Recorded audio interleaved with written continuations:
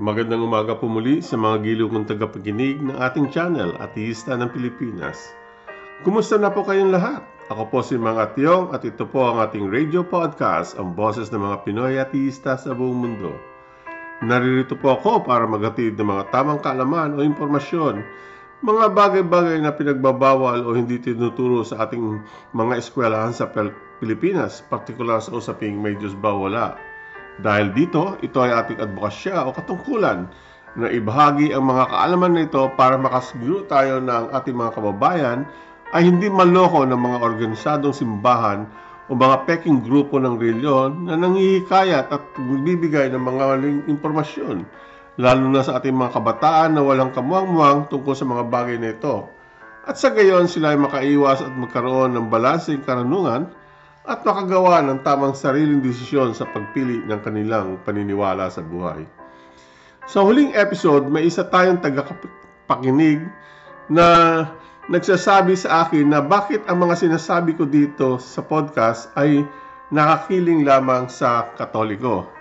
Dito makikita mo kaagad na ang tao na ito ay hindi talaga nagbabasa ng kanilang Biblia o di kaya hindi alam ang istorya ng Biblia, ng Diyos at iba't ibang simbahan sa mundo.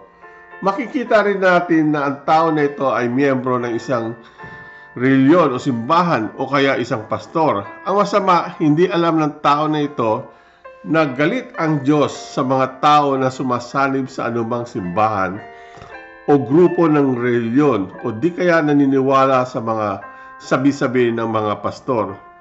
Lahat ng miyembro ng mga simbahan sa buong mundo ay susumpain ng Diyos habang buhay. Paano ba ito? Sa huling episode, pinatunayan natin na lahat ng simbahan at mga nagpapanggap na mga pastor sa Pilipinas ay pawang mga peke o manloloko sa kadahilanan na ang kanilang mga simbahan at pastor ay hindi man lang kilala sa buong mundo. Kung ang Diyos ay universal, ibig sabihin na siya ay nasa lahat ng dako sa mundo. Ang simbahan niya ay dapat sa lahat ng dako din sa mundo. Subalit, kung ang reliyon o simbahan mo ay makikita mo lang sa baryo mo o probinsya mo at hindi ito makikita sa Asia man lang o Amerika o Europe, 100% peke ang pastor at simbahan mo. Ang mga unang reliyon na nakaugnay sa Diyos ni Abraham ay ang Judaismo, Katoliko at Muslim lamang. Wala nang iba. Mula noon hanggang ngayon, ang Diyos ay hindi na kailangang gumawa ng bagong simbahan o kaya ihabilin ang kanyang mga turo sa mga pastor. Hindi niya na kailangan yan dahil nagawa niya na. Dahil tapos niya na maitayo ang simbahan niya noong una pa sa pamamagitan ni Pedro at wala ng ibang tao. Ang mga pastor na ito ay pawang mga mapanlinlang dahil ginagamit nila ang takot, guilt, kasalanan at pamamanipula sa isip at emosyon ng mga mangmang na mga miyembro nito para mabitag at makontrol nila ang kanilang kaisipan at emosyon. Karamihan sa kanila ay unti-unti maninipulahin na maging miyembro para daw maisalba ka ng Diyos. Dapat lagi ka kasama sa mga prayer meetings, Bible study, at sa mga praise the Lord, Amen na pagtitipon. Pero hindi alam ng mga sumasali dito, mga miyembro ng simbahan o grupo nito, na ang kanilang simbahan ay peke o ang pastor nila ay peke. Na ang mga gawaing ginagawa nila ay pinagbabawal sa Biblia. Dahil ang salbasyon ay nasa kamay ng Diyos at hindi kanino mang mga pastor. Sa Ephesians 2, dahil sa biyaya ng Diyos sa pamamagitan ng pananampalataya, ikaw ay maliligtas at ito'y hindi sa iyong sarili dahil ito ay kaloob ng Diyos. Dito, makikita natin na hindi binanggit na kailangan mo ng simbahan o ng pastor o ng reliyon para maligtas ka sa katapusan ng mundo. Sapat na ang tunay na paniniwala mo sa Diyos o pakitungo mo ng mag-isa sa Diyos at hindi mo na kailangan ng mga organisadong simbahan o pastor para parangyaan ka ng Diyos na makapunta sa langit. Pangalawa, sa Luke 23:39-43, makikita natin na isa sa mga pinako sa krus na kasama ni Kristo ay sinabihan ni Jesus na pupunta ka sa langit na kasama ako. Dito, walang binanggit na dapat may simbahan ka o born again ka o ano ang relihiyon mo. Ito lang ay isang ebidensya na nagpapatunay na hindi mo na kailangan ng pastor o simbahan o tagapamagitan para ka makapunta sa langit. Sapat na si Jesus ang magitan sa iyo at sa Diyos. Hindi mo kailangan ng pastor o simbahan. Simpleng personal na pananampalataya mo sa Diyos ay sapat na. Ang iyong tunay na katapatan ay hindi sa iyong mga pastor o simbahan, kundi sa Diyos.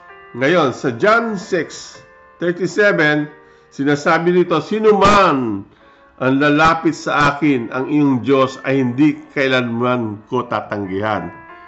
So, basta lumapit ka sa Diyos, hindi ka niya papabayaan. Dito makikita mo sa verso nito na hindi mo kailangan ng pastor o simbahan uli para ka makapunta sa langit. Kailangan mo lang ng malalim na kaugnayan sa Diyos para ka makapunta sa langit. Ngayon, pangatlo, tignan natin ng John 16-13. Ngunit pagdating niya ang Espiritu ng katotohanan, patnunubayan niya kayo sa buong katotohanan. Dito sinasaad na para matutuhan mo ang laman ng Biblia, hindi mo na kailangan ng simbahan o pastor para maintindihan mo ang salita ng Diyos. Kahit ikaw ay walang pinag-aralan man lang. Dahil ang Espiritu ang gabay o ang maggagabay sa iyo para maintindihan mo ang Biblia at hindi mula sa mga peke mong pastor o simbahan. So, kahit wala kang pinag-aralan, kung ang Espiritu ay nasa iyo at ikaw ay may taimtim na personal na pakikiusap sa Diyos, may intindihan mo ang laman ng Biblia. Hindi mo kailangan ng simbahan o pastor para dito dahil sinabi ng Diyos na hindi mo kailangan ng simbahan at pastor. Kaya, lahat ng mga Kristiyano sa Pilipinas ay minamala sa kanilang buhay ay dahil mali ang kanilang pinaniniwalaang Diyos. Ang masaklap, ang lahat ng mga Kristiyano na ito na miyembro ng iba't ibang reliyon, kagaya ng Saksi ni Batman o Iglesia ni Robin o Kulto ni Rizal, ay susumpain ng Diyos habang buhay. Ang masaklap, sa Mark 12:40, ang lahat ng pastor ay paparusahan ng Diyos ng grabing kamatayan, kasama na ang kanilang pamilya at mga susunod pang henerasyon ng kanilang pamilya. So, tandaan niyo yan, na ang Diyos ay hindi kailangan ng simbahan o pastor. Ang kailangan niya lang ay faith, ang tamang pakikitungo sa Kanya at sa iyo, at wala nang iba. Dahil sa mga konsepto na ito, maraming tao ngayon ay humihiwalay na sa mga simbahan. Tumitiwalag na sa mga pastor na nagpapayaman ng pera ng mahihirap at nagsasarili na lamang sa pakikipag-usap sa Diyos. Ang mga nakakabatang henerasyon, partikular ang millennials at Gen Z, ay mas bihirang kumikilala sa mga organisadong simbahan o relihiyon ngayon. Karamihan sa kanila ay nagiging espiritualidad na lamang, kagaya ng Buddhism, sa kanilang sarili kaysa sa sumanib sa mga tradisyon na institusyonal na panrelihiyon.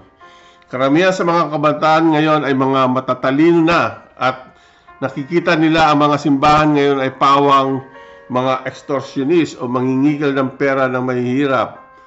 Ayon sa pag-aaral, ang pagpapalit ng pananampalataya, lalo na mula Kristiyano patungo sa walang Diyos o walang simbahan, ay isa sa pinakamalaking dahilan bakit unti-unti nang nawawalang naniniwala sa Diyos, sa simbahan at mga pastor. Ang ibang tao naman ay lumalayo sa reliyon dahil sa kaugnayan nito sa politika o mga iskandalo sa loob ng simbahan kagaya ng pamomolesya ng mga pastor sa mga kabataan. Ang paglago ng social media at online information kagaya ng Google o Bing ay isa sa mga nagbibigay daan na nagagamit ng tao para maintindihan nila kung totoo ba na may Diyos o wala. Ito ay nakikita nila pag sinuri nila ang mga kamalian sa Biblia, ang mga karumal-dumal na ginagawa ng mga pastor o pari o simbahan noon at ngayon, at mga iba't ibang ebidensya na nagpapatunay kung bakit walang Diyos.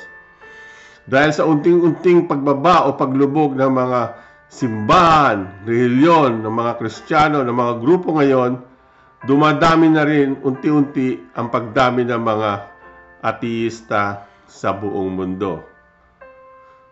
Kaya maaaring pag-isipan niyo uli mabuti, gamitin natin ang ating utak, ang siyensya, ang filosofiya, at iba pang mga bagay para makita natin kung totoo bang may Diyos o wala. Sa episode na ito, pinatunayan natin na marami ang hindi nakakaintindi na hindi kailangan ng tao ang simbahan o pastor para ka maligtas sa huling hukuman. Mayroon ka lang na personal na relasyon o pananampalataya sa Diyos, ito ay sapat na para makapunta ka sa langit. Hindi mo kailangan ng simbahan o pastor dahil ito ay hindi sinasabi sa Biblia. Kung ito ay sinabi naman sa Biblia sa pamamagitan ng inyong mga pastor, kayo ay linoloko lamang ng inyong pastor. Kitang-kita natin sa mga bersikulo na sinabi ko rito na hindi kailangan ng Diyos ang simbahan o Biblia para makapunta ka, o pastor para makapunta ka sa langit. Sa susunod naman na episode, pag-uusapan naman natin paano ba ako naging isang ateista. Kung gusto niyo uli pakinggan ang mga iba't ibang ebidensya kung bakit walang Diyos, ang lahat ng mga episode dito ay hinati ko sa 4. Ang filosofiya, teolohiya, sayantipiko at teknolohiya. Linagay ko sila sa kanya-kanyang playlist sa kahilingan ng ating mga subscriber para mahaba ang oras ng kanilang pakikinig. Ang unang playlist ay kung bakit ang Biblia ay nagpapatunay na walang Diyos. Ang ikalawa naman ay ang mga filosofiya na mga ebidensya gamit ang critical na pag-iisip at tamang kaalaman. Ang ikatlong playlist naman ay mga orihinal na scientific ebidensya na personal na ginawa natin para patunayan natin bakit walang Diyos. At ang huling playlist ay ang mga ebidensya kung saan bumuo tayo ng isang buhay na mechanical na bagay na nagsasalita, nag-iisip, naglalakad, at namamatay din. So kung gusto nyo ulitin lahat, ito ay nasa post-session natin sa baba. Doon po sa ating mga tagapakinig at nag-subscribe, maraming pong salamat. Akala ko walang tao nakikinig sa akin. Shout out doon sa ating mga bagong subscriber. Kaya sa muli-uli ng ating talakayan, ito po uli ang iyong Mang Atyong na nagpapasalamat sa inyong pakikinig. Ang sabi ng tatay ko, kung gusto niyo na magkaroon ng buhay na maginhawa, maligaya, malaya at makahulugan, sikap, sipag at kaalaman ang susi ng isang magandang buhay at hindi dahil sa paniniwala na may Diyos. Masagana at malusog na buhay po sa inyong lahat. Ito po muli ang inyong channel, The Voice of Philippine Atheism. Maraming salamat po uli sa inyong pakikinig. Ito po ang inyong ateista ng Pilipinas. Mabuhay po ang Pilipinas. Salamat po. Mabuhay po ang mga tatay sa buong mundo.